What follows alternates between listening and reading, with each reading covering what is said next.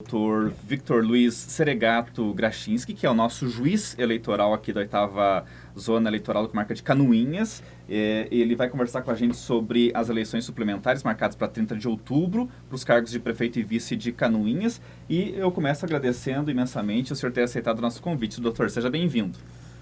Bom dia, Ednei. Muito obrigado pela acolhida e pela oportunidade, né? Muito bom dia também aos ouvintes e às ouvintes da 98 FM, especialmente os eleitores e eleitoras dos municípios de Canoinhas, Três Barras, Major Vieira e Bela Vista do Toldo, que integram a 8ª Zona Eleitoral. Bacana. Vocês têm muito trabalho pela frente, né, doutor? Porque dia 2 de outubro as eleições gerais, né, que já estava marcado há bom tempo, mas agora veio aí nesse meio tempo, né, a definição da eleição suplementar que vai acontecer com o eventual segundo turno para presidente e ou governador, né, no dia 30 de outubro. Muita gente acha, doutor, que a Justiça Eleitoral destituiu, né, o prefeito e o vice eleitos em 2020 aqui em Canoinhas e marcou essas novas eleições. Mas não foi bem assim, né? Não, Ednei. Os fatos que levaram, as ações que levaram, enfim, inicialmente, né, a prisão, o afastamento do então prefeito e vice-prefeito, tramitaram inicialmente pelo Tribunal de Justiça de Santa Catarina, né? A Justiça Eleitoral não teve qualquer participação, não teve nenhuma ação que tenha tramitado na Justiça Eleitoral. Então, a Justiça Eleitoral só veio agir posteriormente, quando foi comunicada pela Câmara Municipal de que os cargos de prefeito e vice-prefeito estariam vagos. Uhum. Então, até aí não teve nenhuma participação da Justiça Eleitoral. Foi tudo a Justiça Estadual, inicialmente o Tribunal de Justiça de Santa Catarina. Eu me recordo que quando foi feito aprovado esse decreto legislativo que previa então a extinção do mandato do vice-prefeito, porque o prefeito renunciou, então isso é fato líquido e certo. Sim. Mas quando você tem um vice-prefeito que não se pronuncia, nesse caso, o cargo era dele, né? E aí quando foi aprovado o decreto legislativo, havia aquela insegurança jurídica por parte dos vereadores, dizendo, mas a gente vai ver se a justiça vai aceitar. Mas a justiça ela não tomou conhecimento, ela não se debruçou sobre aquela decisão, ela simplesmente acatou, né, doutor? Exato, porque a Justiça Eleitoral não compete decidir sobre eventual irregularidade que tenha levado à extinção do cargo do então vice-prefeito. Uhum. Eventualmente, a eventual impugnação a qualquer ato da Câmara, enfim, vai ser analisada, vai ser julgada pela Justiça Estadual. Uhum. Então, a Justiça Eleitoral, o que ela fez? Ela recebeu a informação que os cargos estavam vagos, então ela passou a organizar a nova eleição. Se houve algum vício naqueles atos anteriores, não compete à Justiça Eleitoral analisar. E nesse caso compete exatamente a quem? A princípio, seria a atribuição da Justiça Estadual mesmo, aqui em Canoinhas, né, eventualmente, mas por não se tratarem de fatos relativos às eleições em si, né, as investigações não estão relacionadas, pelo menos não tem nenhuma raiz até que tenha chegado ao meu conhecimento com as eleições, então compete ao Tribunal de Justiça de Santa Catarina. A princípio, aqui mesmo, né, na comarca de Canoinhas. Porque o processo desceu todo para cá, né? Todo ele envolvendo Pater Filho. Né? É que, criminalmente, como não tinha mais ninguém exercendo o cargo de prefeito, aí não tem por que permanecer no tribunal. Né? O foro por prerrogativo de função, que é popularmente conhecido como foro privilegiado, né? Embora não seja uma expressão correta, mas ele só existe para o prefeito, nesse caso.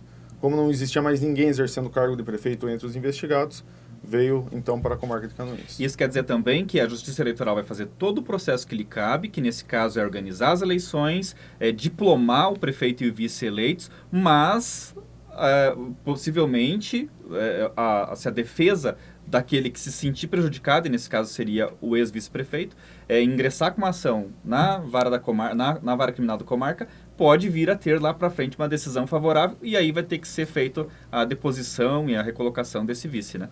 Como eu falei para você, a Justiça Eleitoral trabalha com o momento. Então, se eventualmente na esfera estadual houver alguma alteração, a Justiça Eleitoral vai se adequar a isso, né? Uhum. Mas, como eu falei, eu e a Justiça Eleitoral, como um todo, nós trabalhamos apenas com os fatos. No momento, não existe ninguém exercendo nenhum dos cargos, nem de prefeito, nem de vice em Canoinhas. Então, cabe a organização da nova Exatamente. eleição, que vai acontecer dia 30 de outubro. Vamos falar sobre os prazos que começam a correr a partir da definição das candidaturas. A gente teve dia 15 agora as convenções, né, a finalização das convenções. Essa é uma semana para eles registrarem as candidaturas e esse prazo termina na segunda, né, doutor?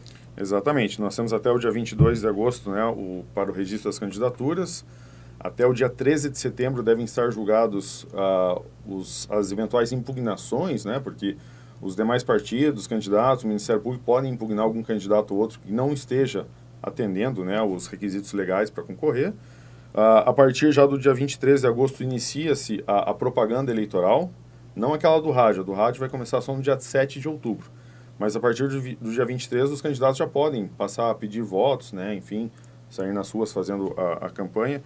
Lembrando apenas que na véspera e no dia da eleição, né, até na antevéspera, existem restrições à propaganda. E é importante, a eleição suplementar é algo excepcional, né, Ednei? No dia do primeiro turno e nos dias anteriores ali que existem restrições para a eleição geral, essas restrições vão se aplicar para as eleições suplementares. Então, por exemplo, no domingo do primeiro turno, os candidatos e as candidatas a prefeito aqui de Canoinhas não vão poder fazer propaganda. Né? Isso vai se aplicar a eles também, essas restrições. Entendo. A verdade, ela é como o senhor falou, né? Ela é bastante excepcional. Até o prazo, porque o prazo legal é 45 dias, mas essa aqui vai ter 69 dias de período de campanha, né? Eu gostaria que o senhor explicasse o porquê dessa extensão.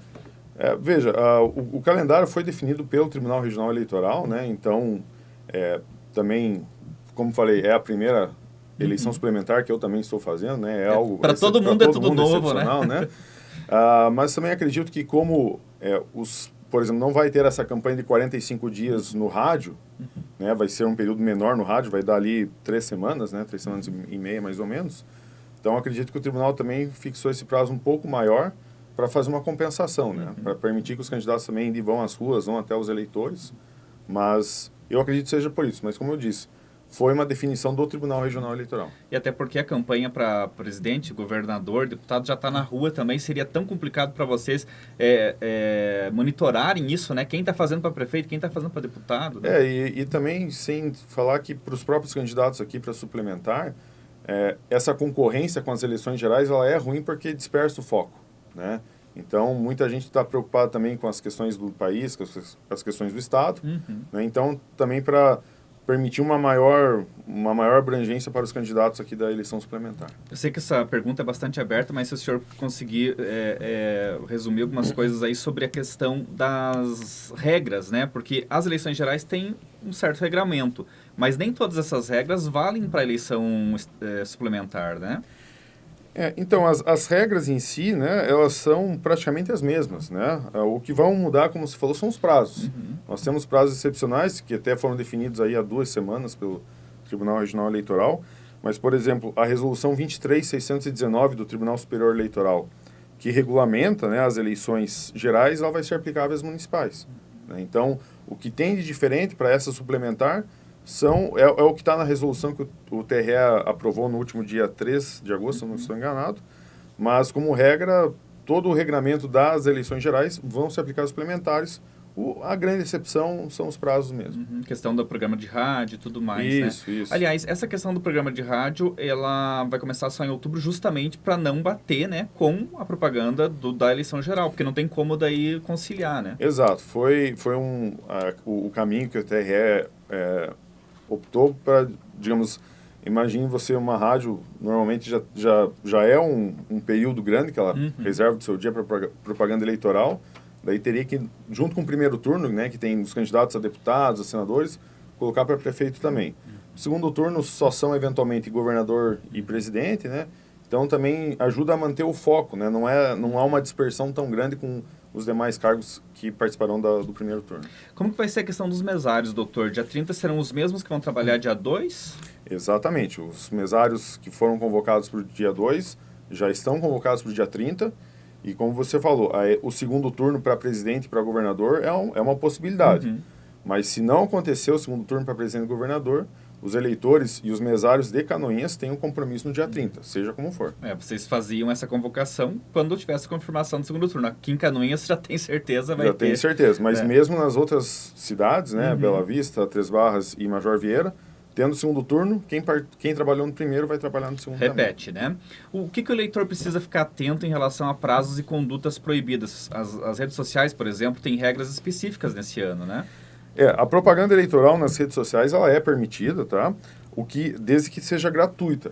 Senão, aquele chamado impulsionamento, né, que tem tanto nas redes sociais, por WhatsApp, por exemplo, ele fica restrito aos candidatos e aos partidos, que vão ter que, inclusive, prestar contas disso posteriormente, né?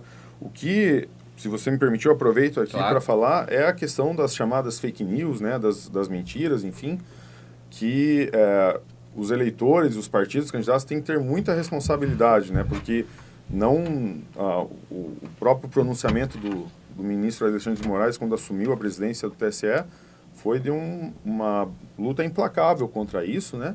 E o que abrange não só as chamadas fake news, mas também a questão da calúnia, dos crimes contra a honra, né? E eu posso assegurar, Ednei, que você usando uma rede social, seja um Facebook, um Instagram, um WhatsApp, se você postar uma ofensa, uma injúria, enfim, uma calúnia, dificilmente você não vai ser localizado, né? Nós temos ações em andamento na Justiça Eleitoral por crimes praticados na última eleição de pessoas que usaram as redes sociais de forma indevida. Então a gente faz o alerta, né, que isso não contribui em nada para a democracia, não vai ajudar o debate de ideias, e as pessoas que incorrerem nessas condutas serão julgadas, né, serão processadas de acordo com o devido processo legal, mas correm o risco de receber uma condenação criminal por isso. Quer dizer, vou criar um perfil falso para detonar tal candidato. Você vai ser encontrado. Vai ser encontrado. E também aproveitar também, se você tem dúvida de uma notícia, né, essa notícia parece falsa, enfim, você busque os sites, né, tem sites de verificação de fatos na internet, enfim, que você pode, atrelados a grupos importantes de mídia, enfim, ou não. Mas se você tem dúvida, não compartilhe. E não tem mais aquela história, eu compartilhei, mas não quer dizer que eu concorde. Se você compartilhou, né, se você não concorda, por que você compartilhou? Né? E você pode ser, sim, julgado, você pode ser, sim, acusado por isso. E tem muita gente que fala assim, eu não tenho certeza, eu recebi, né?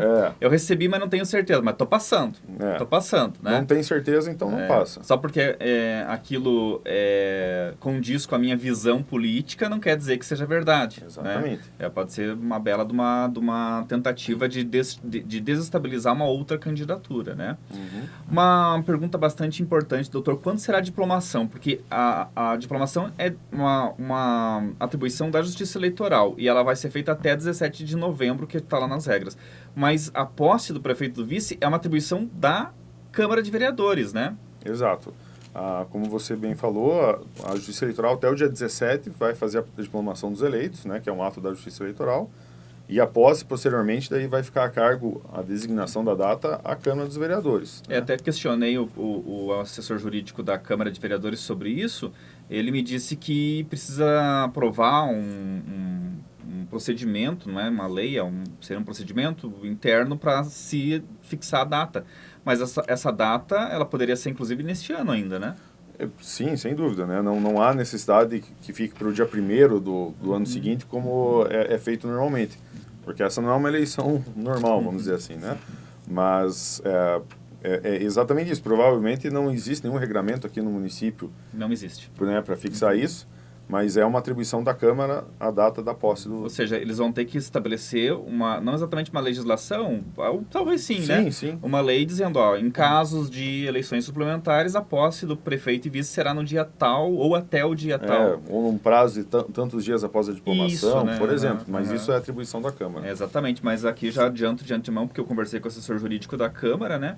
Ele disse que não existe essa legislação e vai ter essa necessidade, então, de fazer essa legislação para que logo após a diplomação, que isso sim é atribuição da Justiça Eleitoral, possa então ser agendada a posse, né? Que, como muito bem o doutor lembrou, não precisa esperar 1º de janeiro de 2023. O cartório eleitoral está funcionando de modo diferente também, né, doutor? Exatamente. Nesse período eleitoral, o cartório ele funcionará todos os dias da semana, inclusive aos sábados, domingos e feriados, e nesses dias ele funcionará das 15 às 19. Né? Então, sábados, domingos, feriados das 15 às 19 e nos dias de expediente normal, né, no horário do meio-dia às 19 também. É o regime de plantão, né? O regime de plantão nos sábados, domingos e feriados, isso mesmo. E como que o senhor pretende se comunicar com os partidos políticos sobre eventuais dúvidas e procedimentos? Geralmente é feito ali um encontro, né, para determinar alguma coisa. O senhor está pensando em alguma coisa nesse sentido? Ou vai ser tudo de ofício, ou seja, por meio do mural, do mural eletrônico que vai estar no site? Na verdade, 2 semanas atrás, exatamente, né, 2 semanas atrás nós já fizemos uma reunião com os partidos, com os candidatos, né? Sim. 2 dias depois que foi aprovada a resolução, para passar algumas questões sobre registros de candidatura, utilização dos sistemas da Justiça Eleitoral. Os partidos candidatos têm contato com o cartório eleitoral por meio do WhatsApp, recebem notificações, informações. Agora, tem algumas questões que nós também passamos já aos partidos, que nós não podemos funcionar como um órgão consultivo, né? Eventuais dúvidas que eles têm que procurar orientação jurídica própria. Algumas questões, o próprio TRE, o Tribunal Regional Eleitoral, pode responder algumas consultas. Nós, aqui no cartório eleitoral da 8ª Zona, né, só nos cabe dar algumas orientações básicas. Está com um plano de acesso ao sistema, a gente pode dar alguma orientação, mas a orientação jurídica propriamente dita, eles têm que buscar a orientação própria por meio de advogados, consultoria jurídica. Senão acaba se tornando ali, né, um balcão de dúvidas, né? E vocês não conseguem trabalhar, né? E sem falar que algumas questões podem ser judicializadas e chegar para o juiz julgar, né? E se o juiz já se manifestou anteriormente, ele é suspeito para julgar o processo, né? Ainda voltando a falar, né, no caso do primeiro turno das eleições, tem alguma alteração com relação a locais de votação? Tem a questão também do biométrico, vai ter votação biométrica esse ano?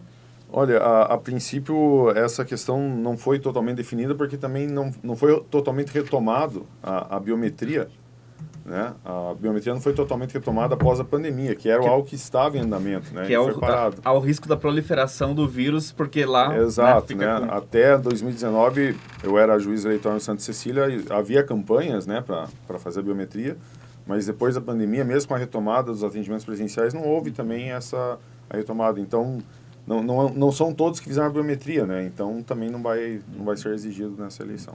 Bacana. Conversei com o Dr. Victor Luiz Seregato Grachinski, juiz eleitoral da 8ª Zona Eleitoral da Comarca de Canoinhas, falando sobre o processo eleitoral. O senhor sabe que a gente tem uma grande audiência. Eu queria deixar esse espaço justamente para o senhor se despedir, mas também para deixar seu recado ao eleitor que está nos ouvindo, doutor. Bom, mais uma vez, Ednei, eu agradeço o espaço aqui para você e para a 98 FM, né, de conversar diretamente com os eleitores e eleitoras aqui de Canoinhas e da nossa região. E salientar mais uma vez, né, como já foi feito essa semana, na posse do novo presidente do TSE, que nós temos um sistema eleitoral totalmente confiável, já testado, né, há mais de 20 anos, há mais de 25 anos, esse sistema eleitoral eletrônico.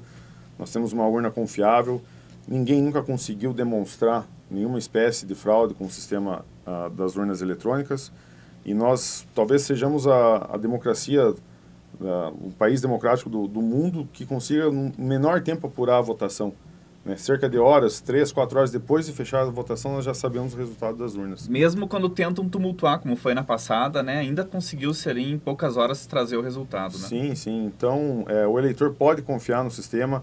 O sistema eleitoral, ele não deve ser um assunto para as eleições. Os candidatos têm que se preocupar em discutir as ideias, debater o que é melhor para o povo, porque o sistema eleitoral vai garantir a legitimidade e que aquele que receber o maior número de votos seja o eleito. Isso que é importante, né? Isso que é importante. A democracia, a urna eletrônica, ela torna a nossa democracia ainda mais fortalecida e não menos. Doutor, muito obrigado pela sua presença aqui. Parabéns pelo seu trabalho à frente da Justiça Eleitoral de Canoinhas. E sabe que somos parceiros, né? Sempre que precisar, as portas da 98, do J+, estão abertas para o senhor e para toda a equipe da Justiça Eleitoral. Muito obrigado, Ednei. Um ótimo dia a todos. Ótimo dia.